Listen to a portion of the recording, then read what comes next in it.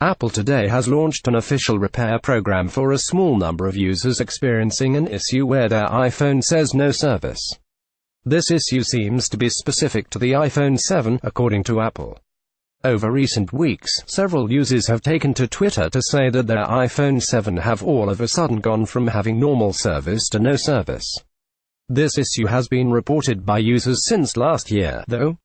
This evening, Apple officially launched a repair program for affected users.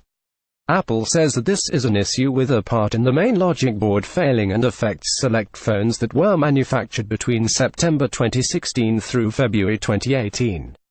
The company says that eligible devices experiencing this issue will get a free replacement with or without warranty.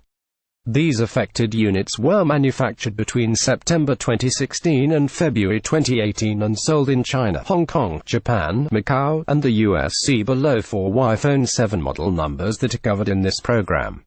The following iPhone 7 model numbers are affected: AA1660, AA1679, and A1780.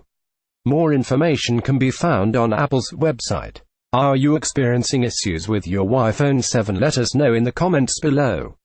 Apple, small percentage of iPhone 7th of May show no service only if phone is older than 2 years. 0Hedge at 0Hedge February 2, 2018 at Apple support. I've been stuck on no service for the past 6 hours and now the carrier tab in settings has disappeared on my iPhone 7 Plus, and more. Amarsing at Anmola Marsing February 2, 2018 my iPhone 7 started saying no service, searching and the Bluetooth will not work almost a year to the day that I bought it.